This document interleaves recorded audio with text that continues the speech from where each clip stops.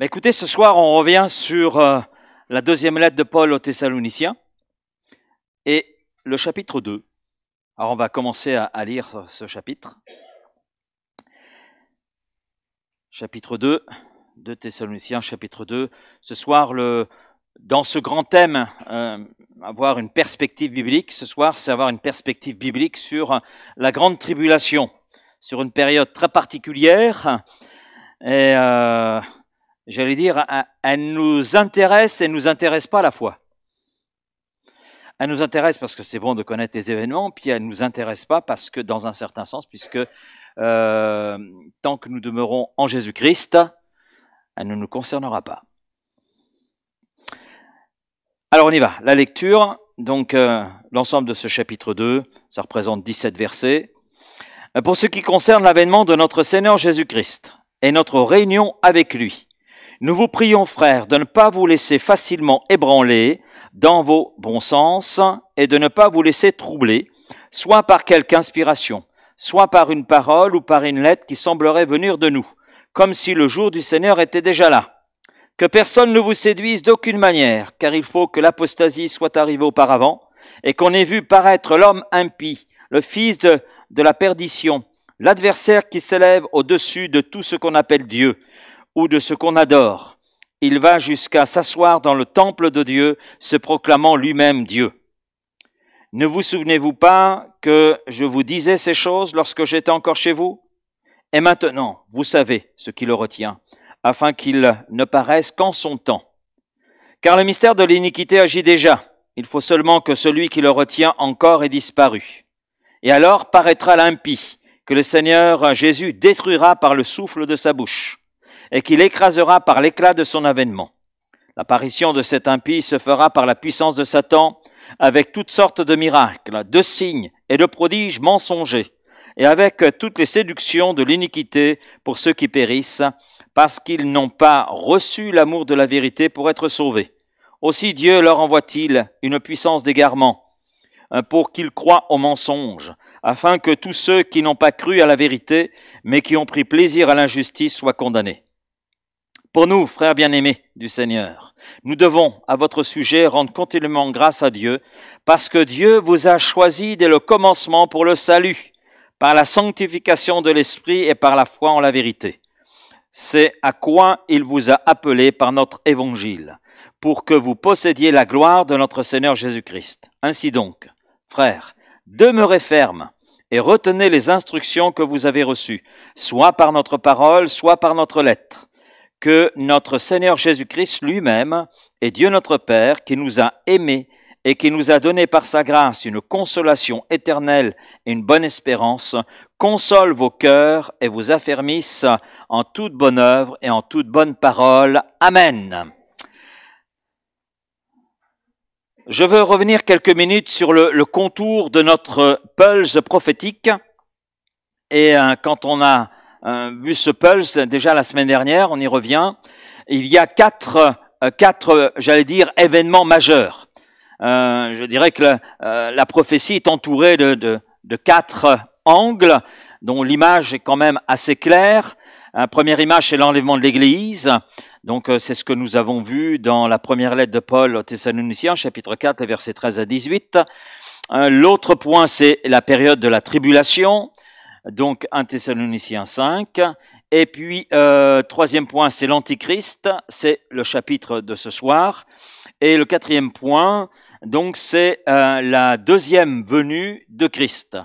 Donc c'est ce que nous avons vu donc la semaine dernière. Donc ce sont les quatre pièces majeures de notre pulse prophétique, et nous avons vu ensemble les pièces 1, 2 et 3, non 1, 2 et 4, et nous allons voir donc ce soir la pièce numéro 3, donc qui est la révélation de l'Antichrist et son effet, bien sûr, sur l'humanité. Alors, premier point, c'est identifier l'Antichrist. Alors, vous avez le texte sous les yeux, en fait c'est le texte que nous avons déjà lu. Alors c'est vrai que chercher à identifier absolument et de façon précise l'Antéchrist demande beaucoup de sagesse et beaucoup de prudence. Parce que le risque, c'est d'être conduit à toutes sortes de théories. Et il y en a sur le sujet des théories, je vous assure. Entre ceux qui voient dans l'Antichrist le pape et le Vatican, d'autres ont vu Staline et l'instauration du communisme, d'autres ont vu en Hitler et dans le nazisme également l'Antichrist. Je dirais que ces hommes ont constitué, et d'autres, je ne veux pas tous les citer, et d'autres constituent quelque part les prototypes de l'Antichrist. Mais ils ne sont pas l'Antichrist. Les livres de Daniel, mais aussi de l'Apocalypse, enseignent que dans les derniers temps, c'est vrai, le monde sera dominé par une confédération de 10 rois. C'est l'image dans Daniel 2, Daniel 7 et Apocalypse 17, donc des 10 orteils de la statue de Daniel, les 10 cornes et les 10 têtes que l'on trouve dans Apocalypse chapitre 17. Et cette confédération appelée la bête et ressemblant dans sa puissance à l'empire qui était à l'époque l'empire romain, tentera d'imposer, c'est vrai, une autorité sur la terre. Mais l'alliance de cette confédération de nations restera fragile, car si vous vous souvenez de la statue de Daniel, il y a un mélange entre l'argile et le fer. Donc il y a quelque part quelque chose qui rend non solide cette coalition. Donc dans ce mélange, eh bien, il va apparaître bien sûr un chef, quelqu'un qui va émerger, insignifiant peut-être au départ, mais qui va s'imposer de plus en plus sur la scène internationale, et notamment en renversant les 10 rois qui composent cette alliance, et pour régner à la place et imposer bien sûr son autorité, son pouvoir. Et donc la carrière de ce roi sera fulgurante et sans égale. Et la Bible donne plusieurs noms à ce roi. Le nom le plus commun que nous utilisons, c'est l'Antichrist. Alors certains disent Antéchrist. D'ailleurs, certaines traductions de la Bible dans les épîtres de Jean mettent Antéchrist, mais bibliquement parlant, c'est Antichrist. Anti, pardon. Parce que anté, c'est avant, mais anti, ça veut bien dire ce que ça veut dire. C'est une opposition. Donc, c'est pas un Christ venant avant le Christ, c'est un trompeur, un séducteur, et vous avez les noms qui sont là sous les yeux, on va les voir tout à l'heure, mais c'est quelqu'un qui vient en opposition à Christ. Donc il est appelé la petite corne dans Daniel 7.8, le roi impudent et artificieux, Daniel 8.23, le chef qui doit venir, Daniel 9.26, le berger indigne, Zacharie 11, verset 17, l'homme impie, on l'a lu dans le chapitre de 2 Thessaloniciens, et puis le fils de la perdition, dans le sens où il s'agit de celui qui est voué à la perdition. Donc avant même d'apparaître, il y a déjà le jugement qui est prononcé sur ce personnage.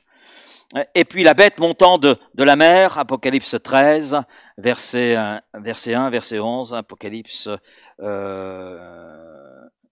et puis 2 Thessaloniciens 2, versets 3 et 4. Mais le terme le plus connu, bien sûr, c'est l'Antichrist. Mais chacun de ces noms est intéressant parce qu'il permet de saisir la personnalité de ce que sera l'Antichrist. Voilà l'intérêt des noms que la Bible nous donne sur le personnage. Et je ne sais pas si vous avez remarqué, mais le chef des chefs, c'est Christ. Et il est appelé le chef qui doit venir. Jésus est le bon berger. Regardez bien, il est appelé le berger indigne. Dans Zacharie 11, verset 17. Donc on voit c'est une figure de mensonge, une imitation et mauvaise imitation de Jésus, dont le but en réalité est de s'opposer à Jésus, de s'opposer à l'œuvre de Dieu et au peuple de Dieu. Et c'est ce que signifie d'ailleurs le terme antichrist, c'est ce qui est utilisé dans la Bible. Antichristos, donc Christos, on comprend ce que ça veut dire, Christ, anti, donc antichrist, Donc, ce qui veut dire que ce qui est contre Christ, mais ce qui contrefait ou qui veut prendre la place de Christ. Il y a ces deux sens dans ce mot qui est utilisé, et ça ressort derrière quand on regarde les noms. On comprend tout à fait qu'il y a une opposition, mais on comprend aussi que c'est une contrefaçon de qui est Christ. Contrefaçon pour mieux tromper l'humanité. Et ce qui est triste, c'est qu'il va y parvenir. Et l'Antichrist sera donc un adversaire acharné de Dieu. C'est ce que nous avons lu donc dans ce deuxième chapitre de Thessaloniciens. Voilà. Sera quelqu'un d'orgueilleux au point de désirer s'élever au-dessus de Dieu et de se proclamer lui-même Dieu. Verset 4, le texte que nous avons lu. Mais il y a aussi Jean chapitre 5, verset 43.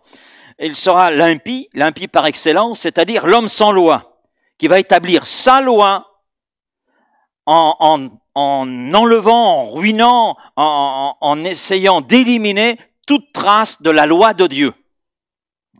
Et puis il sera doué de puissance et avide de pouvoir. Alors pour compléter un petit peu le portrait, je vais lire 1 Jean chapitre 2 à partir du verset 18, parce qu'il y a ce que l'apôtre Paul dit, il y a ce que Daniel a pu prophétiser des siècles auparavant, et puis il y a ce que Jean a reçu comme révélation concernant donc ce personnage, et donc concernant cette période qui est la période de la grande tribulation. Donc 1 Jean chapitre 2 verset 18, « Petits enfants, c'est la dernière heure. Et comme vous avez appris qu'un antichrist vient, il y a maintenant plusieurs antichrists. Par là, nous connaissons que c'est la dernière heure.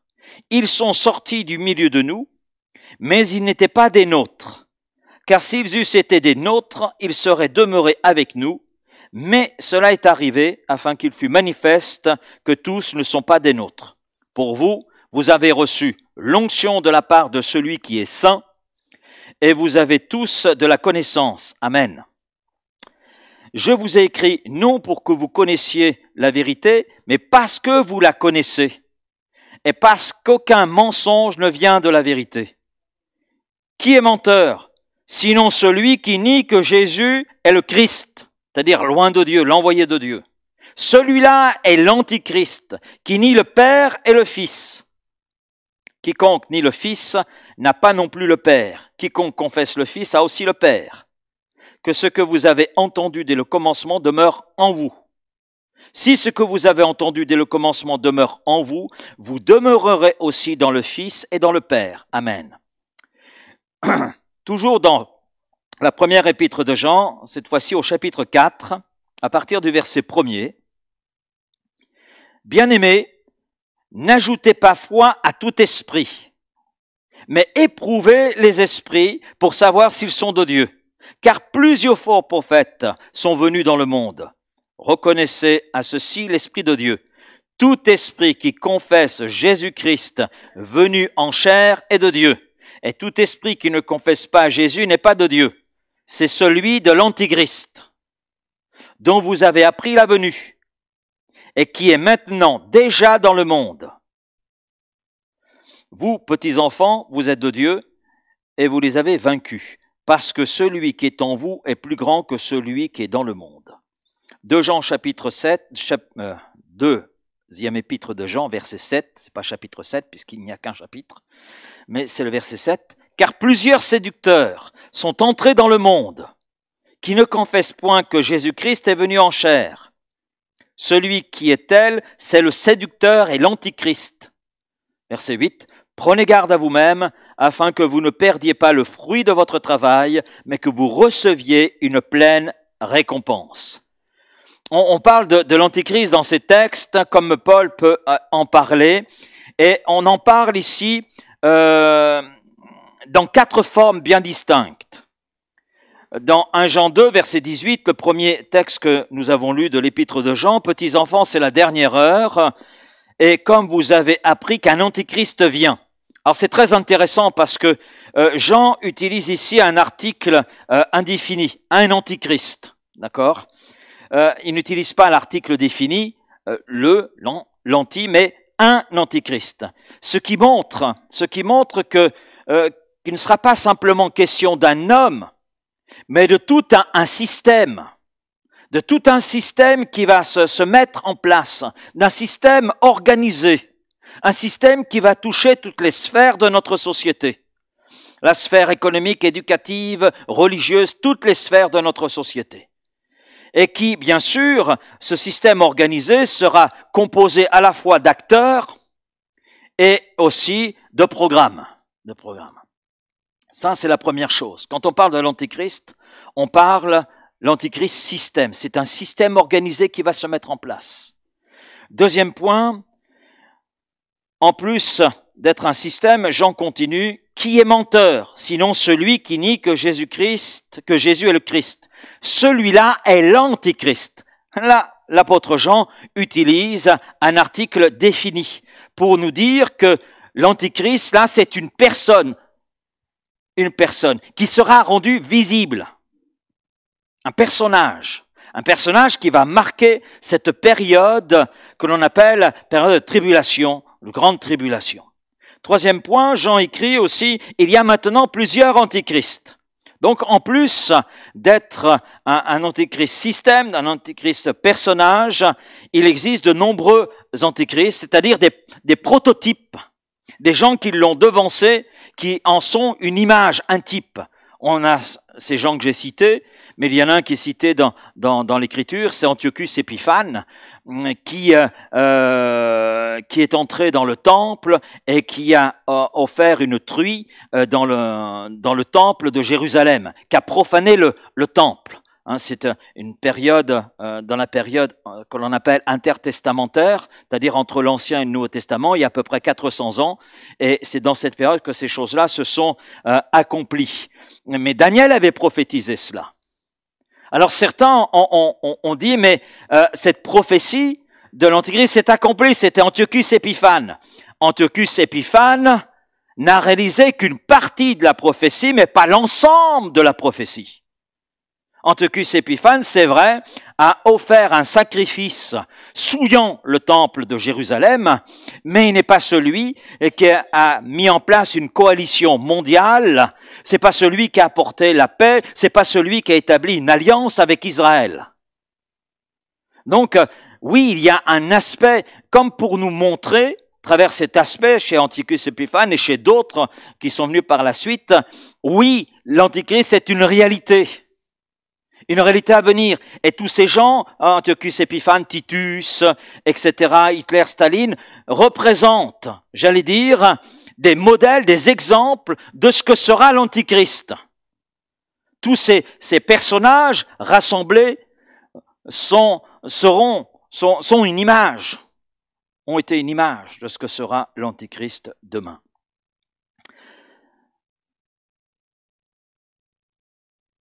En plus d'être un système, un personnage, avec de nombreux antichrists, précurseurs, prototypes, il y a un quatrième point.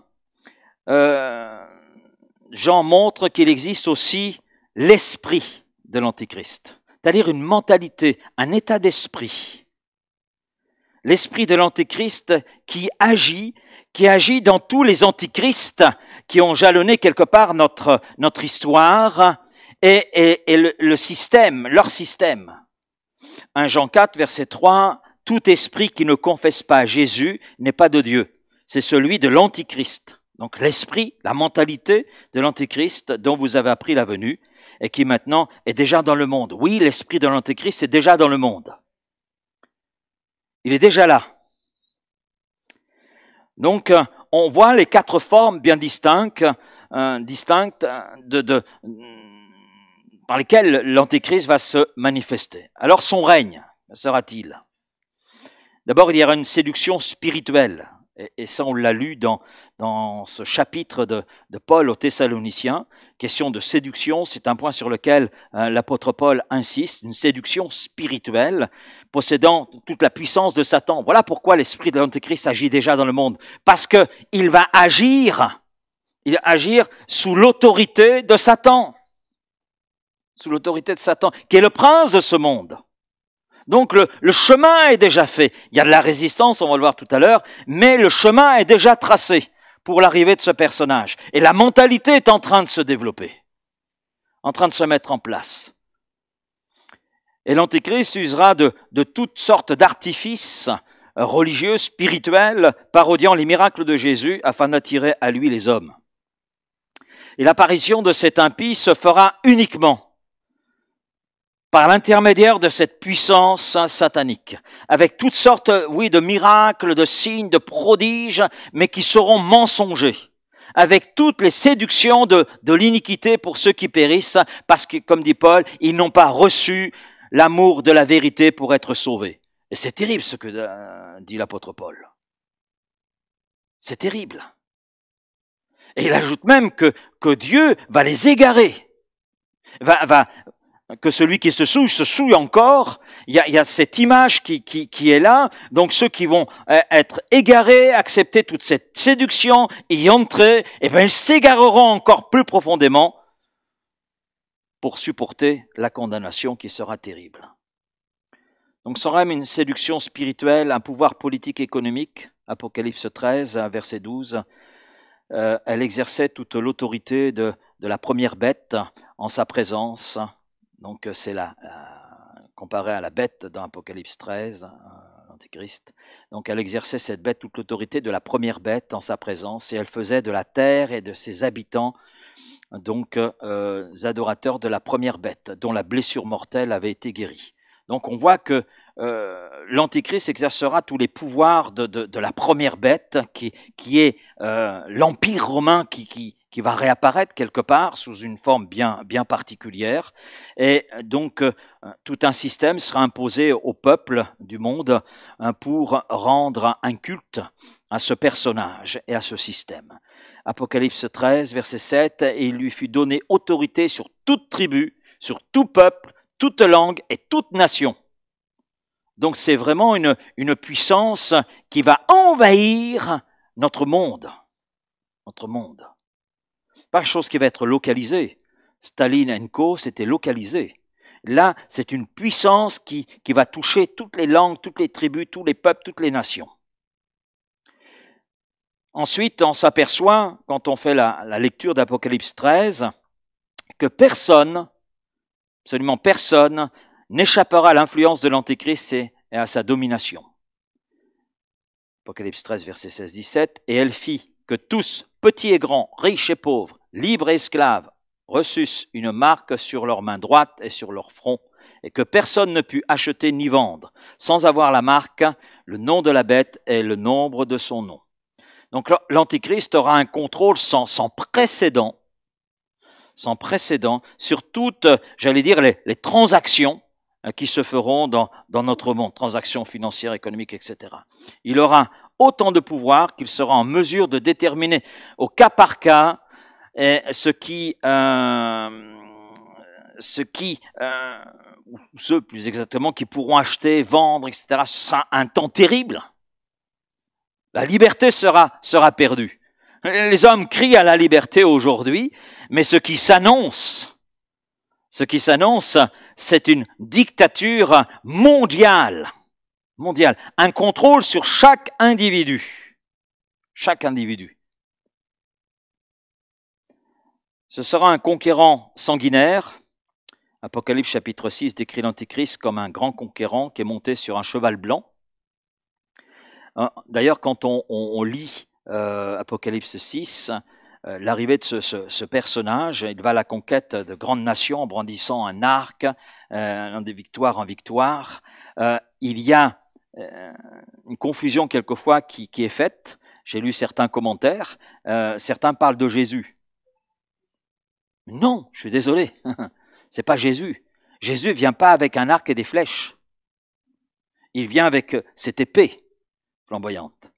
Apocalypse 19. Et quand on compare les deux cavaliers, oui, le cheval, même couleur, mais c'est pas les mêmes armes et c'est pas la même personne.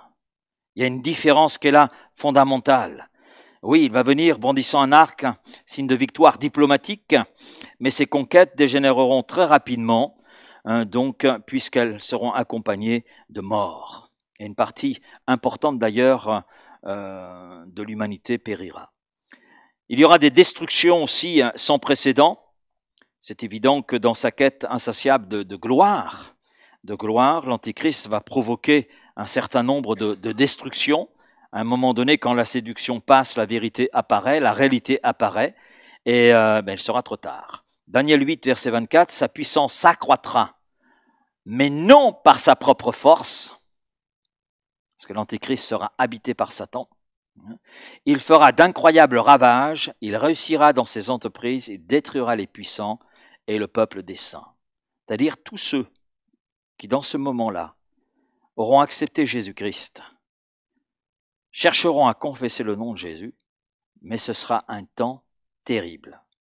Ils le paieront au prix de leur vie. Au prix de leur vie.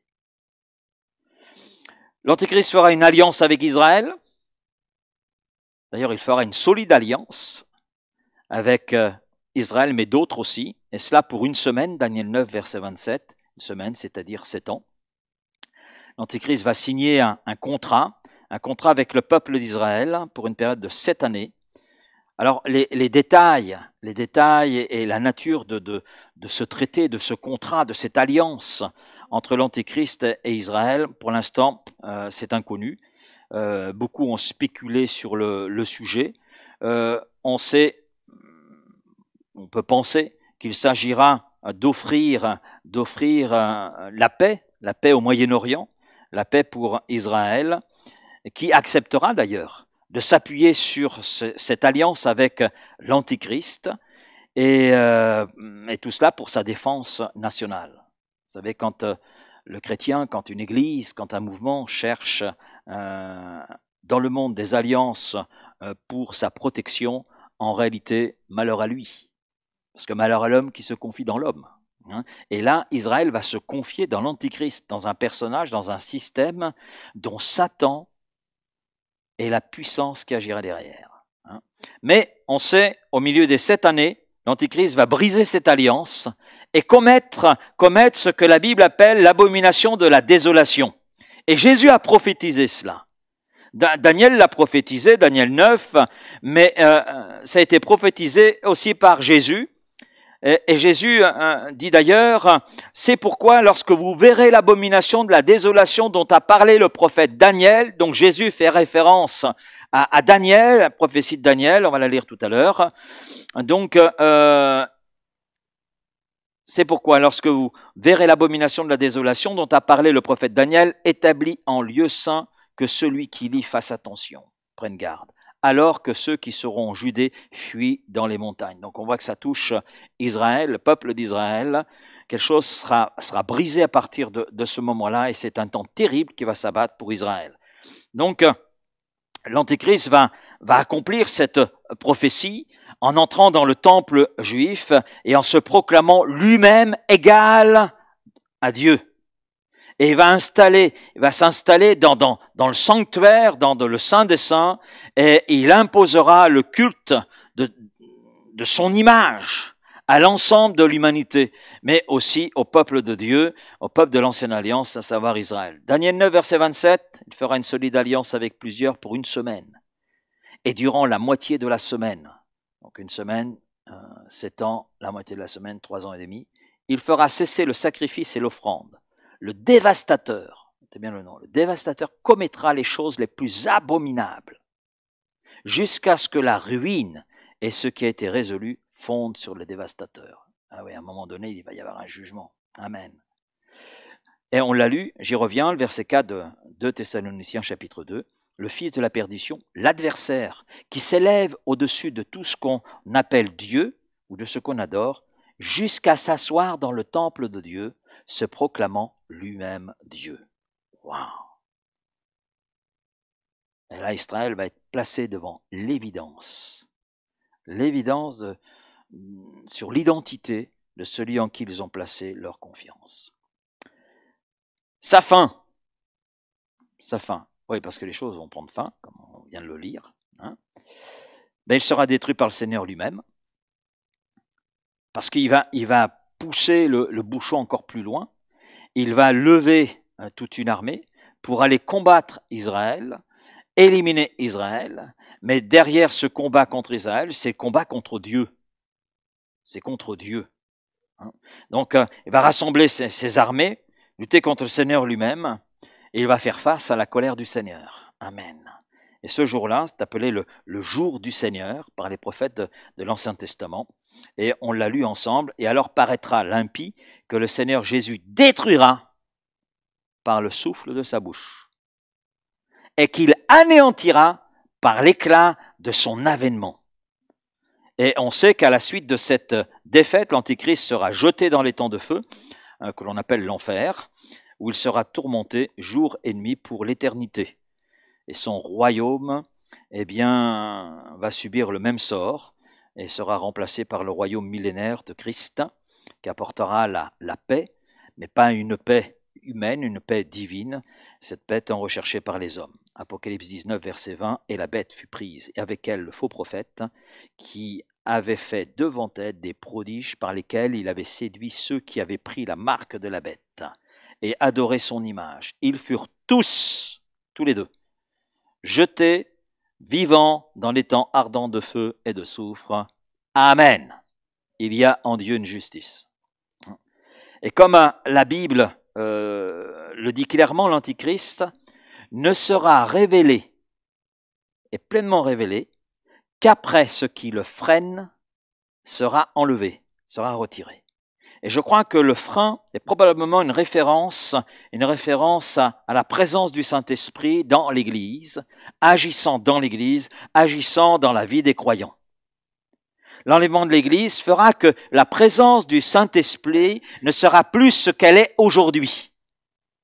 Et si on enlève l'Église, le Saint-Esprit agit dans l'Église, pour l'Église, avec l'Église. Donc, à partir du moment où il y aura l'enlèvement de l'Église, le Saint-Esprit n'agira plus ici-bas comme il agit aujourd'hui. Mais il agira de façon différente. Différente.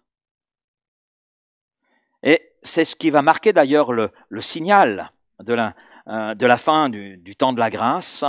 Hein, c'est l'enlèvement de l'Église. À partir du moment où l'Église est enlevée, où elle rejoint l'époux dans la gloire, à partir de là, donc, il n'y a plus de frein pour que la réalité de l'Antichrist apparaisse et pour que la puissance de Satan se manifeste pour détruire, pour ruiner, faire du mal. Oui, à partir de l'enlèvement de l'Église, donc il y a une période qui va prendre place, une période de 7 années, on vient de le voir, donc la grande tribulation. Et la majeure partie d'ailleurs du livre de l'Apocalypse couvre cette période. Nous voyons cela dans le livre de l'Apocalypse, et c'est cette période qui est couverte dans ce chapitre de 2 Thessaloniciens, chapitre 2. Et c'est vrai, quand on regarde un petit peu les choses, et là j'ai juste dressé un grand tableau, sans rentrer dans tous les détails, on peut dire que ça sera horrible. Ce sera horrible, parce que derrière les mots que la parole utilise, il y a des réalités, et ce sera terrible. Mon point numéro 2 pour ce soir. Le jour du Seigneur n'est pas encore arrivé. Amen. Amen. Et dans ce point 2, il y a un sous-titre. Nous ne serons plus là. Amen. Eh oui. Je vois que ça vous réjouit. En préparant cette étude, bien sûr, il y a d'autres textes bibliques qui nous parlent de ces choses-là. Et je me dis, mais Seigneur, je ne serai pas là. Amen. Merci pour ce salut. Merci pour le jour où tu t'es révélé à mon cœur. Merci pour ce jour-là. Merci pour tous ceux et celles qui ont prié pour le salut des âmes. Je suis au bénéfice de leur prière. Amen. Parce que l'apôtre Paul écrit sous l'inspiration du Saint-Esprit, on est d'accord là-dessus. Hein, ce qu'il communique à ses lecteurs, ce sont des paroles d'encouragement. Il vient encourager les gens de Thessalonique. Et ces mêmes paroles sont pour nous des paroles d'encouragement. Non? Vous allez me dire, mais Laurent, par rapport à tout ce que tu viens de dire, où est l'encouragement? L'encouragement est dans le fait que si nous sommes en Christ, si nous demeurons en Christ, si nous persévérons jusqu'au bout, nous n'allons pas vivre ces choses. Mais Paul nous encourage en nous montrant de quoi il s'agit. pour que finalement on prenne bien conscience de la valeur du salut que nous avons en Jésus-Christ. Donc 2 Thessaloniciens chapitre 2, je reviens à ce verset premier, pour ce qui concerne l'avènement de notre Seigneur Jésus-Christ, c'est notre réunion avec lui. Notez bien notre réunion avec lui. Nous vous prions, frères, de ne pas vous laisser facilement ébranler dans votre bon sens et de ne pas vous laisser troubler, soit par quelque inspiration, soit par quelques paroles ou par quelques lettres qu'on dirait venir de nous, comme si le jour du Seigneur était déjà là. Donc Paul ici fait une précision que l'on trouve déjà dans le chapitre 4 de sa première lettre, verset 15. « Voici en effet ce que nous vous déclarons d'après la parole du Seigneur, nous les vivants, restés pour l'avènement du Seigneur, nous ne devancerons pas ceux qui sont morts. » C'est très intéressant, puisque dans le chapitre 2, comme nous l'avons lu, j'y reviens, « Ainsi donc, frères, demeurez fermes, retenez les instructions que vous avez reçues, soit par notre parole ou soit par notre lettre. » Donc, ce que Paul veut montrer par ici, c'est qu'il écrit sous l'inspiration du Saint-Esprit. Et nous n'avons pas de doute à avoir. Notre foi, notre compréhension, j'allais dire, de puzzle prophétique, doit forcément s'appuyer sur ce que Dieu dit à travers sa parole, et rien d'autre. Rien d'autre. Parce que l'autre va forcément, ça va nous ébranler, ça va nous perturber, ça va susciter du trouble, un questionnement qui n'est pas utile. Mais ce qui est utile, c'est ce que Paul et la parole de Dieu nous donne. Amen. Et c'est ce sur quoi nous devons fonder notre foi. Ok? Alors on continue. Donc il est clair que Paul écrit sous l'inspiration du Saint-Esprit concernant ces temps à venir.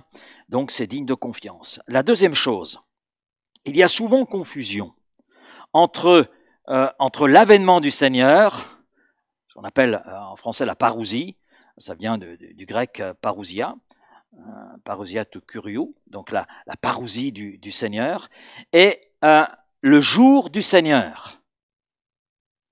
C'est deux choses différentes, même si dans certains versets, quelquefois, il y a l'avènement du Seigneur parle aussi de ces événements de la fin, mais dans ce qui est les lettres aux Thessaloniciens, quand l'apôtre Paul parle de l'avènement du Seigneur, il parle de l'enlèvement de l'Église, de cette période-là, de cette première phase du retour de Jésus, qui touche l'Église, qui n'est pas une période de jugement, une période glorieuse.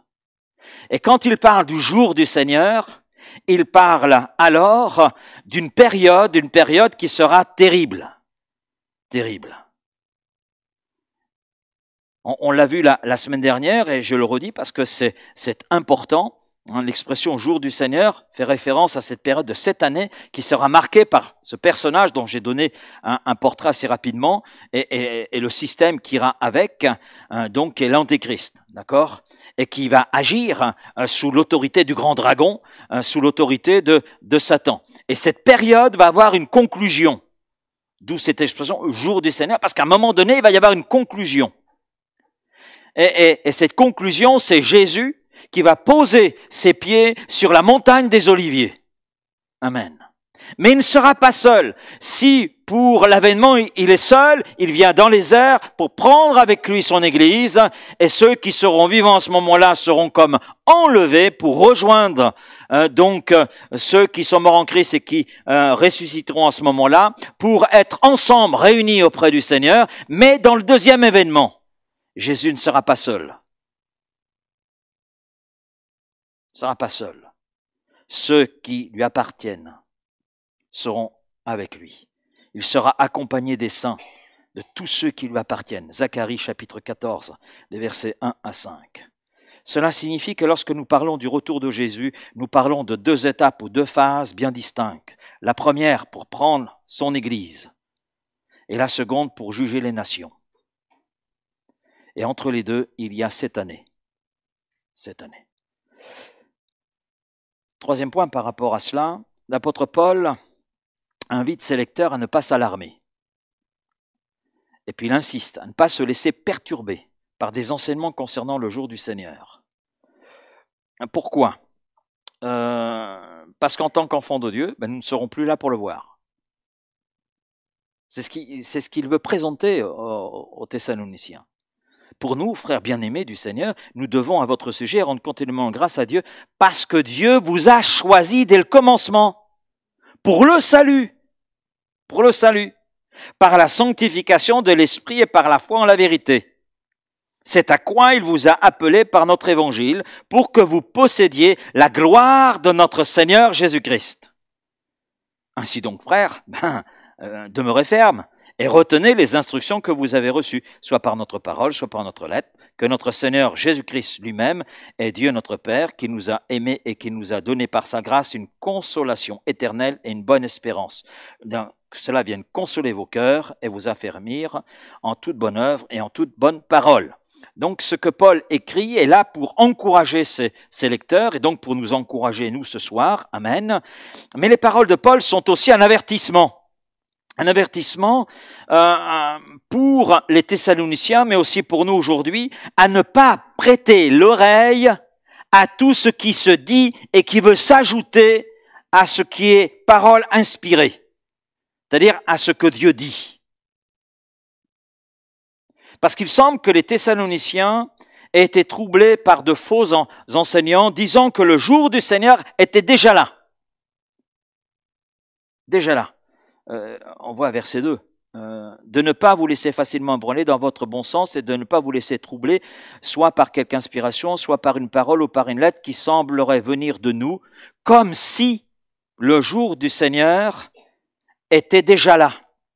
Donc, on le sait, le livre des Actes des Apôtres, entre autres l'Épître aux Galates et d'autres, l'Épître aux Corinthiens, sont là pour nous montrer que, oui, l'apôtre Paul prêchait l'Évangile sous l'inspiration du Saint-Esprit, il y a une belle œuvre qui se faisait, mais derrière, il y avait aussi de faux enseignants avec des théories allant à l'opposé de ce que Dieu communiquait à son Église par l'intermédiaire de Paul. C'est pour cela que l'apôtre Paul dira aux gens de Galate, mais je m'étonne que vous vous détourniez aussi promptement de l'évangile que je vous ai annoncé.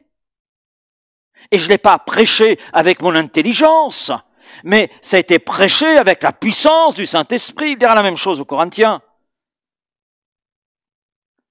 Et Paul est étonné parce que derrière le travail accompli par Paul, il y avait tout un travail de sape. Est-ce que les choses ont changé aujourd'hui? Non. Je crois en l'actualité de la Bible. Je crois en son inspiration, mais je crois aussi en son actualité.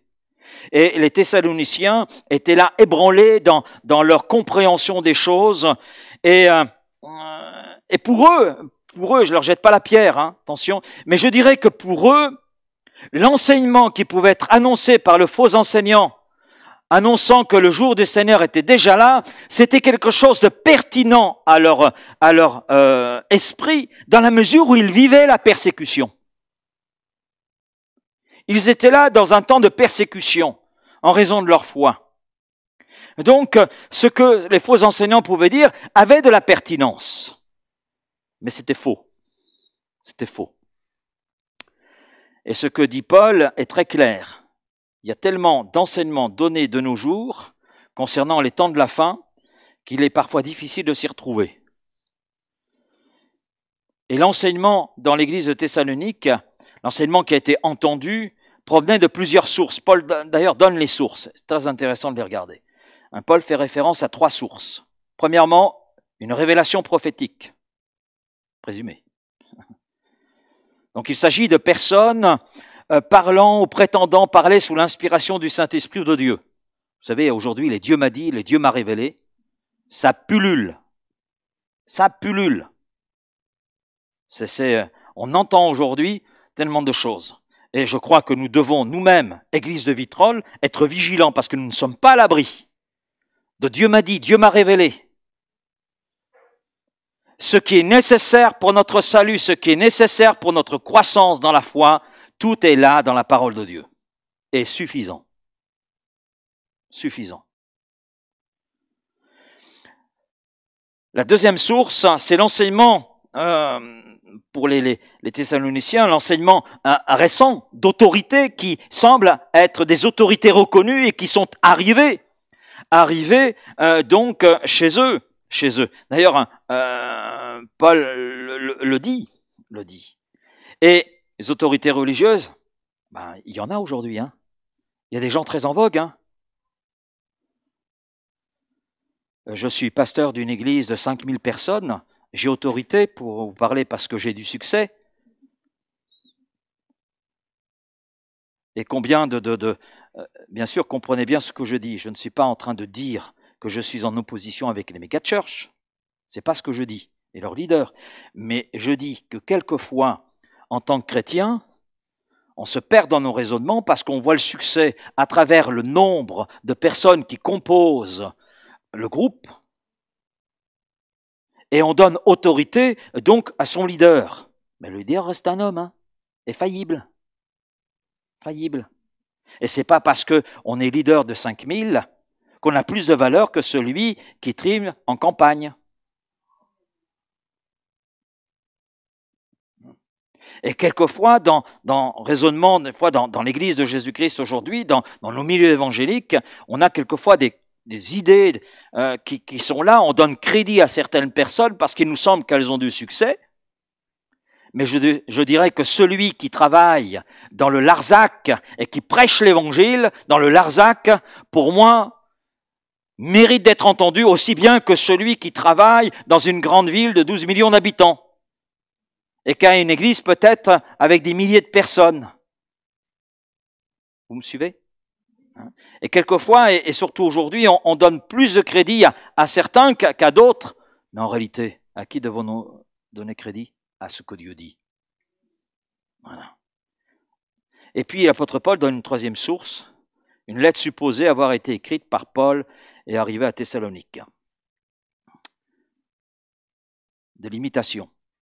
Ça m'est arrivé dans une église d'un homme qui, d'ailleurs il n'était même pas membre de l'église, non, qui est allé carrément dans une municipalité, s'est présentant mon nom. Oui, il a demandé des locaux en mon nom, et voilà, bah, je connais bien, c'est un ami intime, on n'a jamais été intime, donc on n'a jamais pris l'apéritif ensemble, hein, oui. Mais en réalité, le témoignage qu'il apportait était en totale opposition avec ce que l'Écriture pouvait enseigner, et avec ce que moi-même j'enseignais. Donc c'est là que l'on doit être vigilant. Vous savez, la difficulté souvent dans l'Église est qu'il est plus facile de lire un livre sûr, d'écouter un homme qui dit, que de lire la Bible. Un tel a dit, « Oh, j'ai lu tel livre ». Alors, il y a des livres qui sont très intéressants, très instructifs. Mais ça reste parole d'homme. Hein. Ça reste parole d'homme. Ça reste parole d'homme. Ce n'est pas la vérité. Même si l'homme qui écrit peut être une référence sur le plan théologique, peut-être une référence très intéressante, mais ça reste un homme. Avec un point de vue, avec une approche, avec une histoire, tout ce qu'on veut. Mais ce qui fait foi, et ce qui doit faire foi, et ce qui doit s'ancrer dans notre cœur, c'est ce que Dieu dit à travers sa parole. Donc le meilleur chemin pour ne pas se perdre dans toutes sortes de raisonnements est de demeurer attaché à ce que Dieu dit dans sa parole écrite. Elle est la vérité. Et la vérité dans un sens absolu. Alors c'est quelquefois dérangeant, parce qu'on aime bien entendre des vérités qui nous satisfassent. Non ? Mais on va y arriver, hein ? Pour ne pas dire on est dedans. Alors que fait l'apôtre Paul ? Bien, il ressente les Thessaloniciens sur ce que Dieu dit. Frères et sœurs, notre Seigneur Jésus-Christ va venir et nous serons rassemblés auprès de lui. À ce sujet, voici ce que nous vous demandons. Si quelqu'un vous dit que le jour du Seigneur est arrivé, n'allez pas perdre la tête trop vite. Ne vous laissez pas effrayer. On peut vous donner cette nouvelle comme une parole qui vient de Dieu, ou bien comme une parole ou une lettre qui vient de nous, mais ne laissez personne vous tromper par n'importe quel mensonge. J'ai pris le même texte que nous avons lu précédemment, mais dans une version plus moderne. Et ça nous permet de mieux comprendre.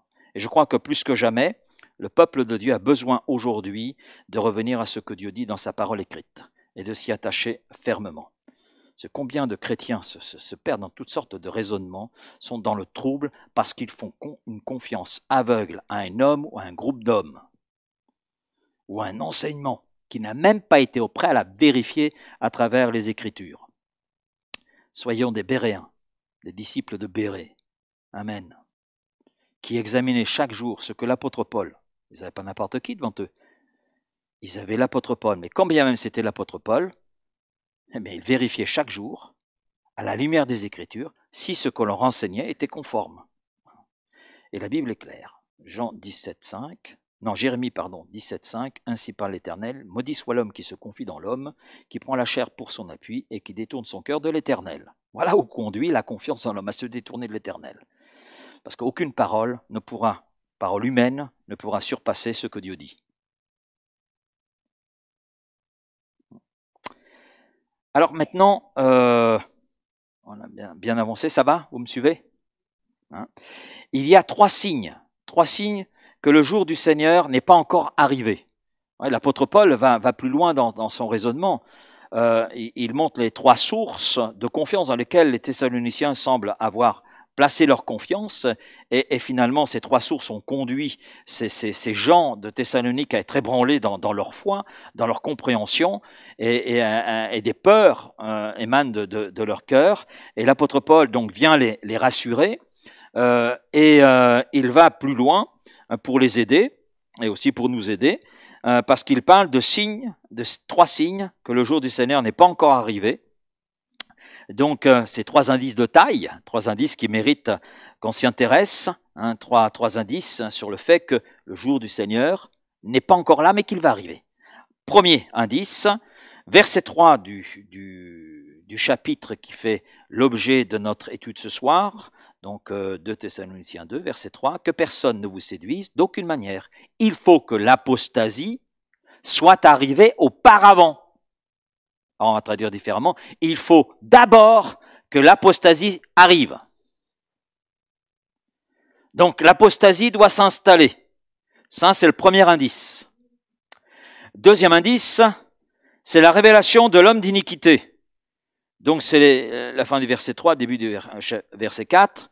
Et qu'on ait vu paraître l'homme du péché, le fils de la perdition, l'adversaire qui s'élève au-dessus de tout ce qu'on appelle Dieu. Il n'est pas là, hein? Il n'est pas là. Il n'est pas là. Et puis le troisième indice,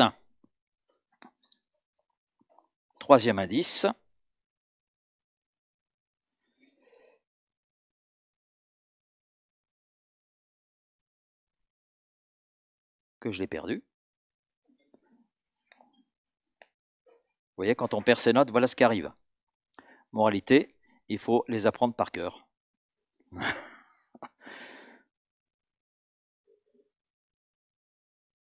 Alors, verset 3, que personne ne vous séduise d'aucune manière, car il faut que l'apostasie, premièrement, soit arrivée. Deuxièmement, il faut que on ait vu paraître l'homme d'iniquité. Voilà. Et le troisième indice, eh bien, c'est la croissance du péché, car le mystère de l'iniquité agit déjà. Il faut seulement que celui qui le retient encore ait disparu. Donc ça, c'est le troisième indice. Une croissance de l'iniquité, je crois qu'on y arrive à ce niveau-là, mais il faut seulement que celui qui retient l'Antichrist, eh bien, ait disparu. C'est le verset 7. L'Église est toujours là. Amen. Ah oui, on est là encore, hein. Oui. Le Saint-Esprit est là aussi. D'accord. Donc ça, ce sont trois indices qui sont très importants pour les Thessaloniciens, très importants dans l'enseignement de Paul. Et sans la réalisation de ces trois indices, il n'y a pas encore le commencement du jour du Seigneur. Il n'y a pas encore le commencement de cette période, de cette année. Ça n'a pas encore débuté. Ça n'a pas encore débuté. Ça arrive, mais ça n'a pas encore débuté. Et là, je dis Amen, merci Seigneur pour sa grâce, parce qu'il use encore de patience afin qu'un plus grand nombre puisse venir à la foi, puisse le connaître, puisse aussi entrer dans son Église, donc ce rassemblement d'hommes et de femmes qui confessent son nom et qui marchent dans la sanctification. La semaine prochaine, nous poursuivrons, on va voir plus en détail ces trois signes, trois indices importants, et puis on ira un petit peu plus loin aussi par rapport à ce chapitre 2, parce que l'apôtre Paul insiste sur un point qui est la séduction. Et on sait que dans ces jours précédant l'enlèvement de l'Église, l'apôtre Paul dira à Timothée, mais les gens auront la démangeaison d'entendre des choses qui satisfassent leur oreille. Hein. Donc ils iront jusqu'à donner crédit à des doctrines de démons. Vous vous rendez compte? Donc si l'apôtre Paul insiste sur ce point de la séduction, c'est qu'il y a un intérêt pour nous aujourd'hui. L'apôtre Paul s'adressait aux Thessaloniciens, mais c'est à nous aussi qu'il s'adresse, à l'Église de Jésus-Christ, parce que la séduction, ça concerne l'Église de Jésus-Christ. C'est à des croyants, c'est à une Église que l'apôtre Paul s'adresse en parlant de séduction. Et c'est là que l'on doit comprendre, chercher à comprendre ce que Dieu veut nous dire et ne pas être de ceux qui vont se laisser séduire. Donc ça, on verra ça la semaine prochaine. Voilà. Père, merci pour cette étude de ce soir, pour tout ce que nous avons vu. Et Seigneur, c'est succinct, c'est sûr, Seigneur. Il y a tant à dire, tant à voir. Beaucoup de textes qui viennent aussi appuyer, qui viennent donner certains détails. Mais Seigneur, ce que nous voulons, c'est comprendre ton plan, Seigneur, et être de ceux qui persévèrent. Ceux qui persévèrent dans la foi, ceux qui persévèrent dans l'attachement à ta parole. Et nous ne voulons pas nous laisser troubler, nous laisser ébranler par toutes sortes de théories. Et Seigneur, il y en a aujourd'hui, Seigneur, et à travers les réseaux sociaux, à travers la littérature, il y a toutes sortes d'enseignements qui sont là exposés concernant les temps de la fin, Seigneur. Mais ce qui est essentiel, c'est ce que ta parole dit, et ce que ta parole nous enseigne. Alors Seigneur, aide-nous, Seigneur, aide-moi, donc à rester au plus près du texte, au plus près de ce qui est écrit, Seigneur, parce que c'est là que se trouve l'essentiel. Et la foi vient de ce que l'on entend vient de ta parole, Seigneur, et notre foi se développe sur ta parole, se construit sur ta parole. Alors merci de ton aide, Père, et de ton secours. Merci de bénir chacun de mes frères et sœurs ce soir, de renouveler chacune, Seigneur, et de nous conduire les uns et les autres dans notre lecture, méditation de ta parole, dans notre compréhension et mise en pratique de celle-ci, et puis conduis-nous aussi dans les lectures qu'on peut avoir en annexe, Seigneur, à bien mesurer ce que nous lisons et à bien le filtrer à la lumière de ce que ta parole, elle, nous enseigne. Donc merci Père, de tout ce que tu veux faire, parce que tu veux nous donner d'être intelligents en ce qui concerne ta parole, de nous donner le discernement et de nous donner ainsi les moyens de ne pas, Seigneur, succomber à quelque séduction que ce soit. Alors merci Père. Amen. Amen. Voilà, bonne fin de soirée à tous et à toutes. Rendez-vous dimanche. Dimanche tous ensemble pour notre culte, 9h30 et l'après-midi 15h30. Et bonne fin de soirée à vous qui nous écoutez sur le...